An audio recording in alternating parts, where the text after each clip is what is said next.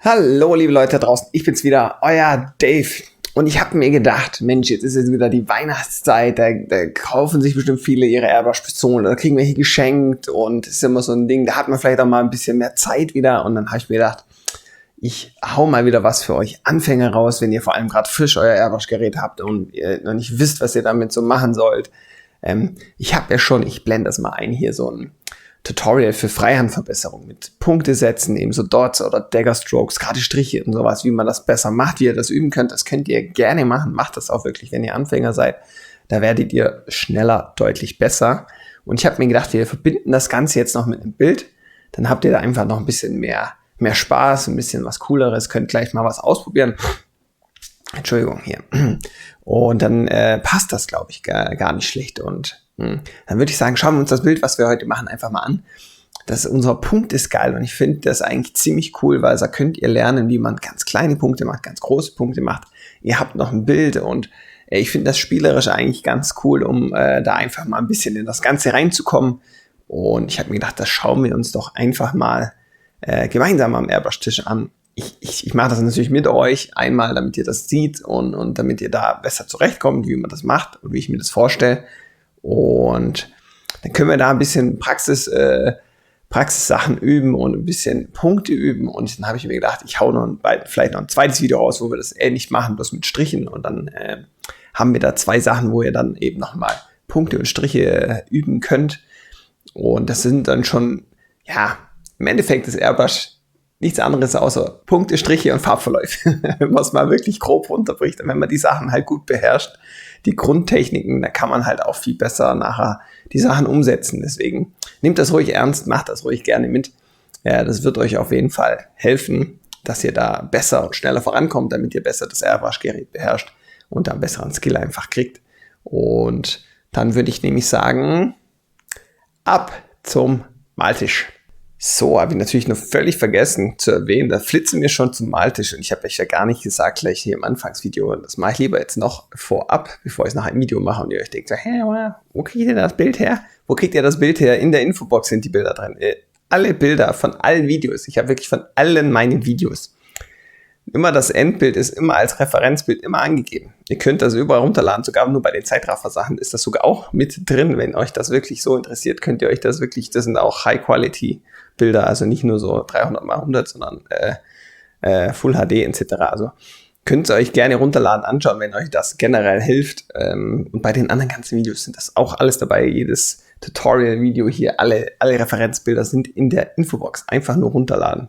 Ganz easy. Auch bei denen hier, das ganze Übungsmaterial, alles in der Infobox, schaut da also einfach rein, runterladen und dann könnt ihr einfach on the fly mitmachen. So, jetzt aber ab zum Maltisch. So, herzlich willkommen am Maltisch und natürlich auch herzlich willkommen bei meinem Kanal. Und wo ich jetzt natürlich im Opener gar nicht so genau drauf eingegangen ist, wir verbessern natürlich nicht nur hier das Punktesetzen, das ist gar nicht so, sondern was mir ganz viele Anfänger sagen, was denen ihr größtes Problem ist, zu verstehen, wo kommt die Farbe raus? Also wirklich, hört sich vielleicht im ersten Moment blöd an, aber wenn ihr so ein Airbrush-Gerät das erste Mal in der Hand habt oder noch nicht viel benutzt habt, dann ist das unwahrscheinlich schwierig für euch zu definieren, wo kommt die Farbe raus? Wo endet sie wirklich? Und da hilft euch das hier immens, weil hier lernt ihr natürlich direkt die Mitte zu treffen. Und das macht ihr dann bitte auch so, vor allem wenn ihr Anfänger seid. Geht in den Punkt rein, in den Kreis hier. Am besten nehmt ihr euch natürlich erstmal die großen vor oder die Augen oder die Nase. Geht so dicht ran, wie ihr euch traut und sucht dann die Mitte und geht dann langsam nach hinten raus. So könnt ihr das Ganze dann einfach ausfüllen und so lernt ihr relativ schnell zu verstehen, wo ist die Mitte meiner Gun? Wo kommt die Farbe wirklich raus?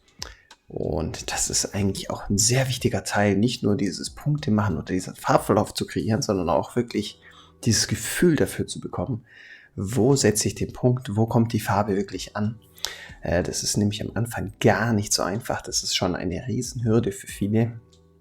Und deswegen ist dieses Tutorial hier dafür perfekt für euch. Da lernt ihr das einfach und ich würde euch auch empfehlen, das bei wirklich jedem Punkt zu machen. Ich meine, ich bin sehr geübt, ich habe viel Erfahrung, ich weiß, wo die Farbe rauskommt. Ich muss das primär nicht so stark anwenden jetzt, aber für euch natürlich sehr sinnhaft. Geht immer ganz dicht ran, versucht ihr immer komplett die Mitte zu treffen von diesem Punkt und arbeitet dann schön nach hinten rausgehend aus. So wie ich das jetzt hier mache, schön nach hinten ziehen und einfach schön ausmalen. Immer die Mitte treffen und nach hinten weggehen. So kriegt ihr da ein wirklich schönes Gefühl rein und da kriegt ihr schön die Muscle Memory, die ihr braucht für eure Fingern und für euren Kopf, damit das einfach nachher schön läuft und funktioniert. Und das schafft ihr so. So wird das richtig, richtig gut und da lernt ihr dann halt auch die Farbe einzustellen und euren Druck, damit das halt einfach passt. Ich sage jetzt mal noch kurz meine Specs, damit ihr das auch mal noch wisst. Ich arbeite mit 1,8 bis 2 Bar. Und hier haben wir natürlich ein verdünntes Schwarz. Das heißt, von der Schminke war das noch mit 3 bis 4 Tropfen Farbe und 1 bis 2 Tropfen Wasser, damit die Farbe einfach ein bisschen gängiger ist. So. Und genau deswegen trainiert er da mega viele Sachen und halt, es ist halt wirklich, wirklich gut. Also kann ich euch nur empfehlen, auch für die ganzen alten Hasen da draußen, macht das gerne mit. Auch hier an meine Community, hier gerade Hardy und Chaos Nips und die ganzen und Dani, macht das mal gerne und postet mir das mal rein, wie das dann bei euch so aussieht. Da mich das schon interessiert, wie fit ihr da unterwegs seid. Also hier kleine Challenge an euch alle. Macht das auf jeden Fall mal und am besten zeigt ihr das dann bei Discord. Vielleicht machen wir da noch einen extra Channel für, vielleicht kann der ja mal den Nils da noch einen Bereich aufmachen, wo ihr euren Skull mal reinposten könnt. Und dann kann man natürlich gleich mal sehen, wie ist euer Handling so, wie sieht das im Gesamtbild aus, etc. Was ich für mich jetzt hier ganz spannend finde, ich habe jetzt natürlich nicht meine fette Infinity oder meine Iwata genommen, sondern eher die normale Silverline, um da eher mal, sage ich mal, die Testbedingungen wie ein Anfänger zu haben. Das könnt ihr natürlich, ihr könnt natürlich nehmen, was ihr wollt, ist ja klar.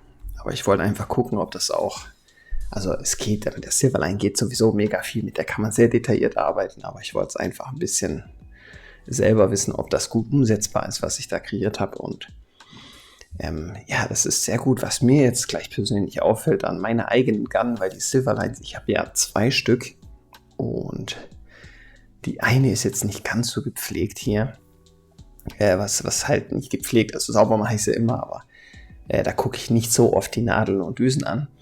Und hier ist die Nadel etwas krumm.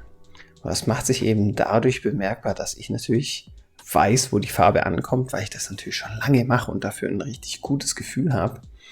Wenn ich jetzt aber abdrücke, dann den Trigger abdrücke, Jungs, ihr Schweine.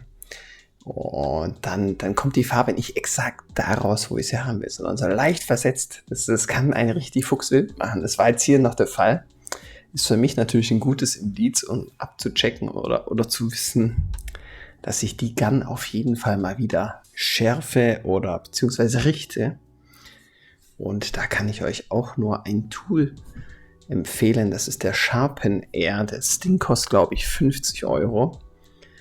Und das hat verschiedene Kammern, wo man Nadeln wieder richten kann. Die kann man bis zu 10 Mal schleifen. Und da habt ihr dann die Wahl, die entweder nur, wenn sie einen leichten Schaden hat, wieder gerade zu machen oder wenn die wirklich hart demoliert ist, wieder den kompletten Konus einzuschleifen etc. Und dann nehmt ihr noch ein Schleifpad und macht die leichten Kratzer raus und dann könnt ihr das Ding noch mit der Politur hochpolieren und dann ist die Nadel so gut wie ab Werk, also ohne Scheiß. Das Ding hat sich bei mir schon so 1000-fach reinvestiert, wenn ich denke, wie viele Nadeln ich schon durch so Schusseligkeit und Dusseligkeit einfach kaputt gemacht habe, dann kann ich euch das Ding nur empfehlen. Ich hau's hier oben mal in die Infobox für euch rein. Habe ich extra ein ganzes Video zugemacht, wie das Ding funktioniert, was ihr da machen könnt. Habe sogar die ganze Scheiße unter dem Mikroskop abgefilmt, was so ein Hardcore-Geficke war. Aber für euch habe ich das wirklich gerne gemacht. Also schaut da gerne rein, wenn ihr da Interesse dran habt. Ein sehr cooles Video. Das mal noch dazu gesagt. Genau. Und wie ihr seht, macht richtig Spaß. Auch mir, alter Erbashase hier, hat das richtig viel Spaß gemacht. Hier einfach diese Punkte rauszuballern. Und ihr seht auch mit dieser Evolution Silverline, kann man schon sehr, sehr gute Detailarbeit machen. Ich meine, ich habe jetzt gerade die Iwata neu dazu gekauft. Da ist natürlich schon mal nochmal natürlich ein größerer Unterschied. Die kostet auch ungefähr das Dreifache. Aber da ist es dann noch leichter, noch präziser. Aber ich finde, die Silverline ist so ein guter Allrounder. Die gefällt mir richtig gut. Und ihr seht auch, damit kann man richtig schön kleine Pünktchen setzen. Und das macht schon richtig Spaß. Also, wie gesagt, achtet einfach darauf. Peilt immer eure Mitte ein. Zieht schön nach hinten weg. So macht ihr auch Sterne. Das Tutorial habe ich sogar als Quick-Tips-Tutorial, wie man Sterne macht. Da macht ihr das im Endeffekt das gleiche Prinzip. Aber hier geht es ja nicht darum, jetzt die Sterne zu machen, sondern einfach dieses generelle Handling reinzubekommen. Die Mitte zu finden und einen schönen Farbverlauf zu kreieren. Und das trainiert ihr hier wunderbar. Und ich sage euch, wenn ihr das öfters macht, dann wird das spürbar besser, glaubt es mir. Ich habe so ein Zeug auch zu Haufen gemacht, natürlich nicht so schön wie hier jetzt. Ich habe das Ganze nur auf immer Blatt Papier gemacht. Einfach so für mich vor dem Brushen von Bildern immer, um einfach reinzukommen. Das ist auch noch ein kleiner Tipp, kann ich euch noch an die Hand geben, wenn ihr Anfänger seid. Oder auch schon ein bisschen fortgeschrittener, aber die Gun immer wieder Probleme macht. Bevor ihr anfangt, nehmt euch die Zeit, nehmt ein DIN A4-Blatt und malt 10 Minuten rum. Meistens spinnt ja noch die Gun manchmal rum, da ist sie nicht richtig gereinigt oder da stimmt noch irgendwas nicht oder ist ein Dreck drin oder. Und bevor ihr den Scheiß nachher nicht an eurem Projekt habt, noch wieder aufhört und wieder rumfummelt und so, dann macht ihr das einfach an eurem DIN A4-Blatt und dann ist das viel easier und dann könnt ihr da schon mal ein bisschen so in den Flow reinkommen und dann läuft das. Und dann ist das für euch wieder viel, viel einfacher. Und danach würde ich dann euch raten, hockt euch hin, nehmt euer Projekt, nehmt euer Bild, nehmt was auch immer ihr gerade macht und geht dann ran, dann seid ihr schon mal so ein bisschen warm. Das ist wie beim Sport, so ein kleines Warm-up. Und hat mir immer ganz viel geholfen, wenn ich ehrlich bin. Und das habe ich sehr lange gemacht, immer diese 10 Minuten davor gemacht. Und das habe ich jetzt auch nicht von ungefähr oder so, sondern tatsächlich von meinem damaligen hiesigen Airbrush Kursleiter, der mir das alles gezeigt hat und habe ich dankend angenommen und hat mich auch wirklich vorangebracht und das kann ich euch, wie gesagt, nur mitgeben. Und hier zeige ich euch nochmal, wie ihr das macht. Schön die Mitte anpeilen und schön zurückziehen. Das wird euch schon sehr viel Zeit und sehr viel Kraft kosten, das nachher so schön hinzubekommen. Aber wenn ihr es dann mal richtig beherrscht, das wird euch nachher so viel helfen, weil diesen Anfang zu finden, ich meine, einen Punkt zu setzen oder einen Strich oder was auch immer, ist ja völlig wurscht. Aber erstmal das Gefühl zu haben, genau zu wissen, wo die Farbe ankommt, das ist richtig schwierig am Anfang vor allem. Habe ich auch selber hart gestruggelt, ganz am Anfang. Und das ist hier die perfekte Übung. Damit werdet ihr einfach richtig viel Spaß und Erfolg haben. Ich hoffe, dass ihr da viel Spaß habt. Aber ich finde es halt auch cool, weil am Ende habt ihr auch noch irgendwie so einen richtig coolen Skull. Wenn ihr den so ein bisschen von der Ferne anguckt, das sieht irgendwie so lässig cool aus.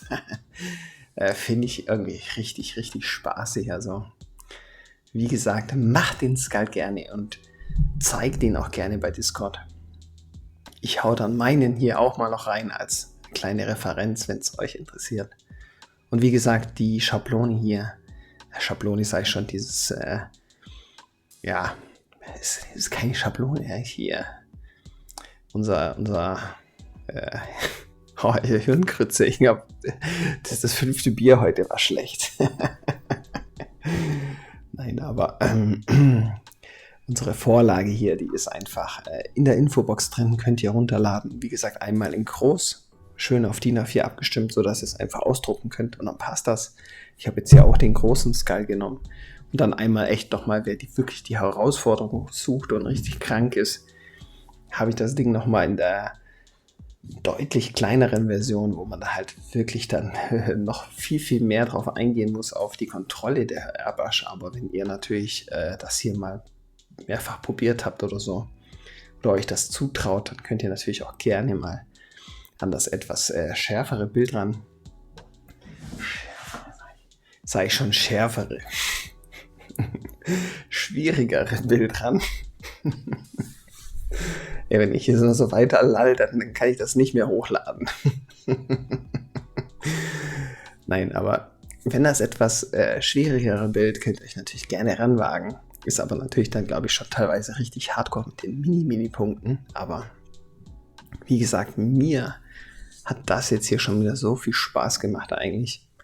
Das hätte ich mir immer gern gewünscht. Zu meiner Zeit gab es sowas nicht. Da gab es nichts. Da habe ich hier auf von einem Blatt Papier der einsame Dave einfach so vor sich hingepimmelt und rumgemalt. Und ja, das war halt... Ja, da gab es das nicht so und YouTube war auch noch nicht so groß. Da gab es halt die großen Airbrusher, die ich null verstanden habe, aber die auch nicht solche Tutorials angeboten haben oder sonst was. Und wenn es jemand macht, der will natürlich dann halt auch gleich das Money dafür sehen. Das ist natürlich dann halt auch so. Ist ja jetzt nach wie vor nicht anders bei vielen, dass ihr da einfach nur den Content kriegt, wenn ihr natürlich bezahlt. Das ist natürlich bei mir hier nicht der Fall. Das ist natürlich alles kostenlos, Jungs und Mädels. Zum Üben für euch, zum Raushauen. Lasst mir da gerne wenigstens ein Abo da oder ein Kommentar oder so, damit der Algorithmus merkt, dass hier auch ein bisschen was abgeht. Wäre schon ganz cool, würde ich mich freuen. Jetzt seht ihr, jetzt nimmt dieser Skull langsam Gestalt an. Und ja, also kann ich euch echt nur empfehlen. Und wie gesagt, auch wenn ihr mal fortgeschrittener seid, könnt ihr das natürlich auch gerne ausprobieren. Würde ich natürlich gerne sehen. Dann könnt ihr da mal richtig versuchen, das richtig gut abzuliefern. Ich tue jetzt hier und da ein bisschen rumschludeln. Aber wie gesagt, jetzt weiß ich wenigstens, dass bei der Gun auf jeden Fall die Nadel, die ist wahrscheinlich nicht stark verbogen, aber nur so leicht. So, wenn man doch mal irgendwo rankommt beim Cleaning Pot oder so, dann passiert das doch recht schnell. Oh, da liebe ich mein Sharpen Air. Also das Teil ist so geil. Ach, da schwöre ich echt drauf. Hey. Also wenn es um die Nadeln geht. Repariert Nadeln bis 0,15. Also damit könnt ihr ziemlich viele reparieren. Und ich habe so viele Nadeln geschrottet, das könnt ihr euch gar nicht vorstellen. Also ich habe jetzt hier ungelogen. Ich habe hier einen ganzen Dinger voll, ich glaube 20 Stück. Und das sind alles, glaube ich, 0,2er von Harder Steenbeck.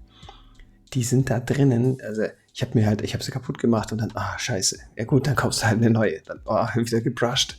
War voll der Newbie, hab nichts hingekriegt, wieder irgendwie angeömmelt oder aus runtergefallen oder beim Putzen geschrottet und also so viel Scheiße passiert. Und immer wieder eine neue gekauft, aber ich habe sie dann nicht weggeschmissen. Das war wirklich mein Glück, weil dann habe ich irgendwie diesen Sharpen Air gefunden und habe mir gedacht, geil. Und habe mir den reingezogen und dann, ich habe jetzt schon, ich glaube, seit Äonen keine Airbrush-Nadel mehr gekauft. Also wirklich, das ist schon so lange her, kann mich schon gar nicht mehr dran erinnern. Und das werde ich jetzt auch für die H&S-Pistolen sicher nicht mehr, weil ich, wie gesagt, da noch sicher 20 Stück hier habe und wenn ich die alle herrichten kann und das ungefähr 8 bis 10 Mal mit dem Sharpen Air, dann könnt ihr selber hochrechnen, wie lange ich da dran zehren kann. Also, da habe ich jetzt kein Problem. Das sind dann nachher irgendwann eher die Nadeln mal noch das Problem. Die geben dann halt irgendwann mal den Geist auf. Na, aber das ist ein geiles Tool. Wie gesagt, habe ich ja dann sicher vorhin schon mal irgendwo eingeblendet in der Infobox. Schaut euch das gerne an. War auch richtig schön, hat richtig viel Spaß gemacht, mit meinem Camcorder ins das Mikroskop reinzufilmen. Das war richtig abenteuerlich und hat, glaube ich, länger gedauert als alles andere in diesem Video. Ja, hier haben wir natürlich jetzt in der Mitte ein bisschen größere Fläche, aber da könnt ihr ja so ein bisschen antäuschen, die Dinge, damit es nicht ganz so dunkler Fleck einfach ist. Aber wie gesagt, die Augen, die Nase und hier so die linke Backenseite vom Skull könnt ihr natürlich anfangen. Da könnt ihr auch, wenn ihr dann das Ding startet und da könnt ihr auch kurz gucken, wie funktioniert das mit der Gun. Da könnt ihr schon ein paar Punkte setzen, einfach mal. Das übercovert ihr nachher sowieso. Und dann ist das ja gar kein Problem und dann könnt ihr damit richtig gut arbeiten. Und dann fangt da an und nimmt die großen Punkte und versucht dann immer mehr und mehr an die kleinen ranzukommen. Und tastet euch da ran oder nehmt dann ansonsten auch, wenn ihr das nicht so gut beherrscht und es immer noch zu schwierig ist bei den ganz kleinen Punkten, nehmt gerne bei der Silverline zum Beispiel hier ist hinten der Justierungshebel, also eine Schraube, die ihr hinten reinschrauben könnt, damit eben der Trigger vorne sich nicht mehr nach hinten ziehen lässt komplett. Und das bewirkt natürlich, dass ihr da, sag ich mal, verriegelt seid und dann kommt auch primär einfach nicht mehr so viel Farbe raus. Dann könnt ihr ein bisschen mehr detaillierter damit arbeiten. Das könnt ihr natürlich gerne dann ausprobieren und auch machen. Und ja, könnt ihr noch als kleine Hilfestellung nutzen. Aber wie gesagt, für mich ist das natürlich hier nicht mehr so nötig, weil ich das ganz gut kann, was gut passt. Und ja, die Silverline, die habe ich mir gedacht, die nehme ich hier für das Projekt. Das passt dann schon. Performt auch immer noch ganz gut. Also die H&S-Pistolen sind absolut nicht schlecht. Ich muss jetzt nur natürlich fairerweise sagen, dass die Iwata, die ich jetzt da habe, doch nochmal deutlich besser ist. Ich bin mal gespannt auf die Neo. Also da gibt es ja noch diese Iwata Neo, die ist quasi, glaube ich, das Pendant zu der Ultra von H&S. Oh, die zwei will ich unbedingt mir mal noch besorgen. Das ist für euch Einsteiger halt mega interessant. Sind, glaube ich, so 70 € Pistolen. Da möchte ich mir gerne mal angucken, wie die beide abliefern. Die werde ich mir auf jeden Fall im neuen Jahr mal noch irgendwann zu Gemüte führen und euch dann mal natürlich als Review zeigen und dann mal noch gegeneinander. Ja, ein bisschen Blödsinn darf sein. Genau, und ja, ihr müsst das natürlich jetzt auch nicht so schnell machen. Ich mache das natürlich jetzt schon ein bisschen zackiger. Aber war für mich auch mal wieder ganz interessant zu sehen, wie gut ich so treffe und ziele. Natürlich mit der leicht verbogenen Nadel ein bisschen nicht so geil, aber auch da habe ich mich dann irgendwann dran gewöhnt. Und dann ging das doch deutlich besser. Ist ein cooles Ding irgendwie. Da lernt ihr viele Techniken, damit könnt ihr viel anfangen, habt am Ende noch ein cooles Endprodukt. Ist natürlich ergänzend zu dem Freihand, was ich da schon gemacht habe für euch noch. Richtig klasse, weil bei dem anderen macht ihr natürlich auch Punkte, aber die viel, viel größer gemacht, weil das richtet sich wirklich an diejenigen, die wirklich null mit der Materie zu tun hatten, wirklich 0,0. Aber hier ist natürlich schon ein kleines bisschen anspruchsvoller. Die Kreise sind natürlich auch ein bisschen kleiner. Und die ganz kleinen Außensachen sind natürlich schon nicht ganz so einfach, aber wie gesagt, macht das andere als erstes und dann habt ihr da wirklich einen gesunden, guten Gesamtmix einfach. Es wird langsam das Skal mehr und mehr. Hier und da noch ein bisschen was ausgebessert und so. Ich meine, ich hätte jetzt natürlich auch irgendwie ab der Hälfte abbrechen können oder sagen können, hier Zeitraffer oder hier am Ende noch das Bild reinhalten, so macht man das. Aber ich denke mir immer so, hey, wenn du schon was zeigst und anbietest oder so, hier macht mal, dann finde ich immer, und das war damals bei meinem Kampfsportlehrer auch immer so, wenn der gesagt hat, ja, das funktioniert so und so, ja, dann möchte ich es auch einmal sehen, dass auch jemand das kann oder auch er das kann, ja. Wenn jemand schon sagt, hier, das geht so und so, dann soll das wenigstens auch einmal zeigen. Und ich finde das hier auch nur genauso fair zu sagen, hey, das funktioniert gut, das könnt ihr benutzen, das ist sinnhaft und so, dann das auch einfach selber zu machen, ja. Auch einfach hier das auch einfach vorzuzeigen, ja. Das finde ich eigentlich ganz wichtig und deswegen scheiße da drauf und lasst das einfach ganz normal hier Standard laufen für euch. Vielleicht hilft es euch sogar noch ein bisschen mehr, das einfach nochmal visuell noch zu sehen. Das ist sicher auch nicht verkehrt. Und wie gesagt, wir haben jetzt verdünnte Schwarz. Und damit könnt ihr schon, also verdünnt das auf jeden Fall, nimmt das nie pur. Das kann ich euch noch mitgeben als Anfänger. Pure Farbe verstopft und macht Tip-Dry viel und die volle Deckkraft wollt ihr mit der Airbrush nicht haben. Außer ihr wollt es unbedingt, aber das ist in den wenigsten Fällen eher zum Highlighten. Also macht euch die Farbe immer ein bisschen gängig und das ist auch wirklich Pflicht. Das macht auch, glaube ich, so ziemlich jeder. Und ja, voreingestellt sind die Farben eigentlich immer. Also bei der Schminke sind die einfach viel zu dick. Die verstopfen dann noch viel, viel mehr. Dann kann ich euch sagen, bei den Airbrush Color for Use, die sind richtig geil eingestellt. Also die Farben finde ich der Porno, Alter, was das angeht. Die liefern da ab, die zersägen da einfach alles andere. Die kann ich euch nur empfehlen. Also da habe ich auch noch Videos zu gemacht zu den Airbrush Color for Use. blende ich vielleicht oben auch nochmal kurz in der Infobox ein. Schaut euch gerne die Farben an, wenn ihr da geile Farben haben wollt, dann schaut euch die an, die sind super. Ja, mit denen arbeite ich jetzt auch schon länger und finde sie auch sehr geil. Ich mache jetzt bloß eben noch die Schminkefarbe leer, weil die jetzt sich dem Ende neigt, und dann werde ich wahrscheinlich dauerhaft auf die Airbrush Color for Use umwechseln, weil die halt einfach für meine Verhältnisse halt mega angepasst sind. So, muss ich jetzt mir ein Schlückchen trinken, mir schon wieder hier im Mund fusselig red hier. Ich bin so fast außer Atem.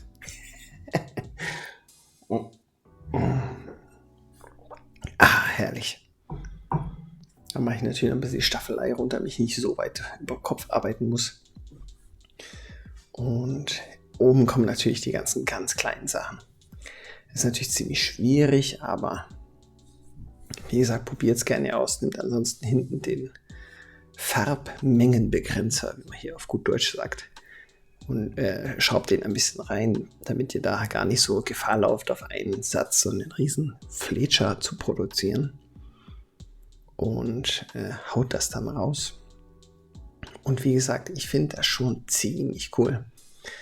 Könnt ihr mir auf jeden Fall, wie gesagt, teilt das gerne auf Discord oder schreibt drunter, wenn das bei euch funktioniert hat, und lasst mich gerne wissen, wie ihr das Ganze findet. Vielleicht hat der eine oder andere ja noch eine Anregung, was ich sonst noch so machen könnte. Aber das ist natürlich schon eine sehr schicke und schnieke Sache, das Ganze. Dann könnt ihr das einfach mitmachen. Ich denke jetzt gerade zu Weihnachten, da geht kriegt man aber doch eher mal sowas geschenkt oder so, oder gönnt sich eine neue Gun, dann könnt ihr natürlich auch hier gerne ausprobieren und das Ganze dann einfach teilen. Für die ganzen Leute, die das jetzt natürlich VOD gucken, außerhalb der Weihnachtszeit, macht das natürlich nicht ganz so viel Sinn, aber ja, eine Woche nach dann ist Weihnachten, Jungs und Mädels. Ach, die Zeit vergeht rasend schnell. So. Aber wie gesagt, hier machen wir noch schöne Punkte, und jetzt komme ich langsam so richtig rein. Vor allem mit der Silverline. Jetzt kann ich hier kleine Pünktchen rausschießen wie, keine Ahnung, wie der Godfather of Airbrushing. Da kann ich das Ding rauszwirbeln. Das macht gerade so viel Spaß. Hätte ich jetzt am liebsten noch viel, viel länger dran rumgemacht irgendwie. Und dann habe ich mir gedacht, ja, wenn es mir schon so viel Spaß macht, dann wird es euch sicher auch gefallen. Und wie gesagt, wenn ihr da einfach schön die Mitte anpeilt, leicht zurückzieht beim Airbrushen, dann macht ihr da nichts falsch. So, jetzt wollte ich euch nochmal schön rannehmen, um anzugeben, wie toll die kleinen Punkte ich machen kann. Wobei sie hier und da jetzt nicht ganz so sauber sind. Also, hier Vorführeffekt ist dann unsauber die Gun, den Hebel losgelassen. Da ist immer schön Dreck vorne dran, und dann war das natürlich erstmal hier nichts mehr. Aber das macht so einen Spaß. Also ich fand das richtig cool. Ich glaube, mit der Iwata oder mit der Infinity wäre das natürlich noch mal deutlich geiler geworden. Aber ich muss ja hier nicht ganz hier durchdrehen bei dem Ganzen. Und dann passt das schon. Und wie gesagt, das macht das so einfach schön. Immer die Mitte finden. Also jetzt bin ich drin. Ihr seht, ich brauche das jetzt nicht mehr so dicht anpeilen, weil ich ja ungefähr schon so ein Feeling habe bei dem Ganzen. Aber beherzigt das einfach, und dann werdet ihr da deutlich besser. Glaubt es mir einfach.